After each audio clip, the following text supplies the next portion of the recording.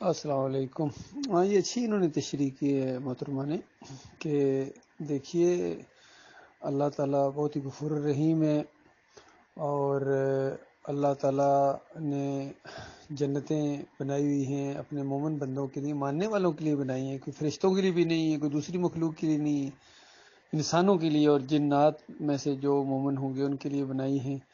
اور پھر نبی علیہ السلام کی حدیث بھی ہے کہ خوشخبریاں سناؤ، خوشخبریاں سناؤ، اور زیادہ یعنی تنگی میں نہ ڈالو اور ڈراوے زیادہ مت دو، تو خوشخبریاں سنائی جائیں کہ یہ دیکھیے اللہ تعالیٰ کی تم فرما بردار بنو اور ایمان عقیدہ بھی درست کرو۔ ساتھ بتایا جائے کہ دیکھیے اگر عقیدے میں شرک ہے تو تم جتنی مرضی نمازیں پڑھو، روزے رکھو، تہجد گزاریاں کرو، یہ سارے اعمال برباد ہو جائیں گے۔ قرآن کا یہی تو ڈرانے یعنی یہ ڈراوا ہے بہت بڑا۔ قرآن میں اللہ تعالیٰ نے سورہ الانعام کے اندر انبیاء کی تعریفیں بھی کی اور اعمال کے بارے میں کہا کہ بڑے مضبوط قسم کے لوگ تھے، اور آخر میں فرمایا وَلَوْ أَشْرَكُوا لَحَبِطَ عَنْهُمْ مَا كَانُوا يَعْمَلُونَ، کہ اگر انہوں نے شرک کیا ہوتا ان کا سارا عمل برباد ہو جاتا۔ کتنا بڑا ڈراوا ہے! ایک انسان پوری زندگی عمل کرتا رہا اور عمل کے پہاڑ لگا دیے، ہر نیکی میں نمبر ون، نمازیں پوری، روزے پورے، عمرہ بھی کیا، حج بھی کیا، ماں باپ کی خدمت بھی ہے، غریبوں مسکینوں کے لیے خیرات زکوٰۃ سب کچھ کر رہا ہے، اور پھر اس کو ڈراوا اگر دیا جائے کہ اگر یہ تو نے کام کیا نا یہ سارے ضائع ہو جائیں گے، تو بتائیں اس سے بڑا کوئی ڈراوا انسان کو ہو سکتا ہے؟ تو اس طرح کے ڈراوے دیے اللہ تعالیٰ نے انبیاء کی مثالیں دے کر، اور سورہ زمر کے آخری رکوع میں تو براہ راست اللہ تعالیٰ نے نبی صلی اللہ علیہ وآلہ وسلم کو مخاطب کیا اور سارے انبیاء کا ذکر کیا۔ سورہ الانعام کے اندر تو صرف 18 نبیوں کا ذکر کیا نام لے کے، اور سورہ زمر کے اندر سارے نبیوں کا ذکر کیا، اور آخری نبی محمد صلی اللہ علیہ وآلہ وسلم کو مخاطب کیا کہ دیکھو وَلَقَدْ أُوحِيَ إِلَيْكَ وَإِلَى الَّذِينَ مِن قَبْلِكَ، کہ آپ کی طرف یہ وحی کی جا رہی ہے، اور آپ سے پہلے جتنی بھی یعنی وحی کی ہے، یعنی یہ انبیاء کی طرف اشارہ، سارے کے سارے نبی اس میں آ جاتے ہیں، آدم علیہ السلام سے لے کر نبی علیہ السلام تک۔ اور وہی کیا ہے؟ لَإِنْ أَشْرَكْتَ لَيَحْبَطَنَّ عَمَلُكَ، کہ اگر تو نے بھی شرک کیا تیرا عمل ضائع ہو جائے گا، تیرا عمل ضائع ہو جائے گا۔ کتنا بڑا ڈراوا ہے! اور پھر دوسرے جو اسلام کے دشمن لوگ ہوتے ہیں اس بات کو سننے کے بعد، حالانکہ بظاہر دیکھا جائے تو کتنی سادہ سی بات ہے کہ بھائی ہم اللہ کو مانتے ہیں، ہم اللہ کے اوپر ایمان لائے ہیں، ہم تمہارے شرک کے اندر شامل نہیں ہوں گے، باقی ویسے تم ہمارے بھائی ہو، ہمارے قوم کے لوگ ہو، رشتہ دار ہو، خدمت ہے، ساری چیزیں ہیں، لیکن جو شرک تم کرو گے، اگر ہمیں 11ویں کی وہ دیگ پکا کے کہو اور جی تھوڑا سا کھائیں، یا ہمارے گھر بھیجو، یا میلاد کی مٹھائی، یا یہ 10 محرم کی سبیلیں، یا اور جتنے بھی تم واسطے وسیلے تعویذ گنڈے، یہ سارا جتنا سسٹم تم کرو، اور ہمیں بھی کہو ہمیں یہ سارا معاملہ کرو، جمہوریت کے مشرکانہ نظام میں ووٹ دینے ہمیں آؤ نا، اس طرح کی جو چیزیں تم کہو گے شرک کے ساتھ جن کا تعلق ہے، ہم وہ نہیں مانتے ہیں، اور ہم بلکہ تمہیں بھی منع کرتے ہیں۔ تو اب دیکھیں جب ایمان عقیدے کی تبلیغ کی جا رہی ہوتی ہے یا توحید کی دعوت اٹھتی ہے ایمان عقیدے کی، تو جو مخالفین ہوتے ہیں نا وہ دو قسم کے بڑے گروہوں میں تقسیم ہو جاتے ہیں۔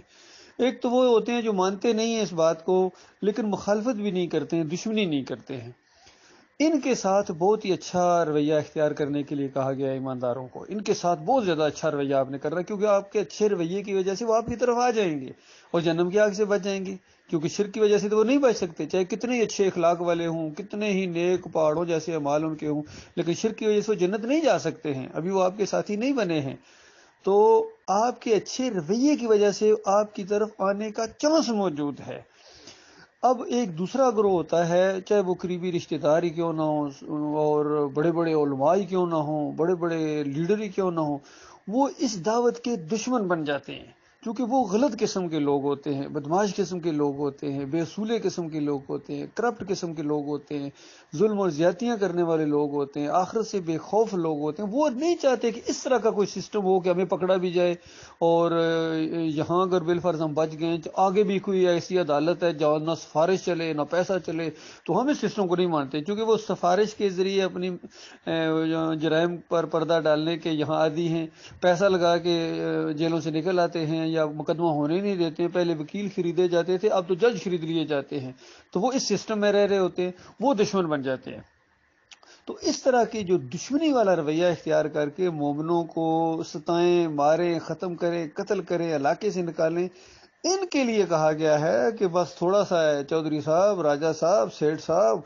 بادشاہ سلامت، چند دنوں کا معاملہ ہے، اگر آپ سیدھے نہ ہوئے تو یہ جہنم یہ ہے۔ پھر ان کو ساری جہنم کی وادیوں کی سیر کرائی جائے کہ یہ بھی جہنم ہے، یہ بھی جہنم ہے، اس جہنم کے اندر ادھر غوطے لگائے جائیں گے، ادھر پی پلائی جائے گی، ادھر تمہارے گرز، تمہارے ہتھوڑے بنے ہوئے ہوں گے وہاں، اور فرشتے تمہیں کبھی ادھر کی سیٹیں گے، کبھی ادھر کی سیٹیں گے۔ تم نے یہ سمجھا ہے کہ تمہاری ہمیشہ چلتی رہے گی۔ جس انداز سے یعنی مومنوں کو بتایا گیا ان سے تمہیں ڈرنا نہیں ہے کہ مسکینوں کی طرح بس ان کے سامنے بچھے جا رہے ہو، کوئی نوکر و غلام نہیں ہو تم ان کے، حتیٰ کہ غلام بھی ہو، اگر بالفرض کوئی غلام بھی ہو سکتا ہے تو اس کو بھی بتایا گیا کہ دیکھو دنیاوی لحاظ سے جتنی ان کی فرما برداری کرنی چند دنوں کا معاملہ ہے، لیکن اگر یہ کہتا ہے کہ تم شرک کرو تو بالکل اس کی بات نہیں ماننی ہے۔ پھر پیار کرنے والے والدین، ان کے بارے میں بھی فرمایا کہ ہم نے حکم دیا ہے کہ والدین کی فرما برداری کرو، عزت کرو، لیکن اگر یہ والدین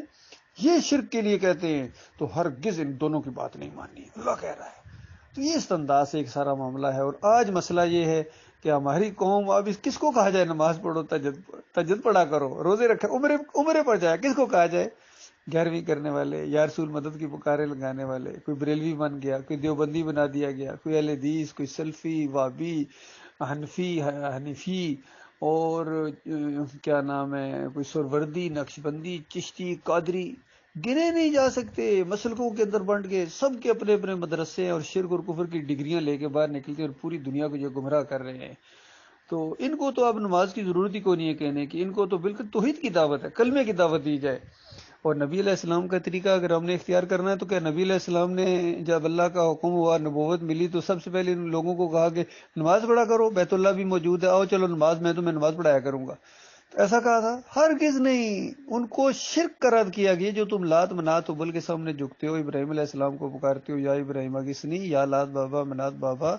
ان کے واسطے وسیلے، نذرانے، رکوع، سجدے، اس سے توبہ کرو۔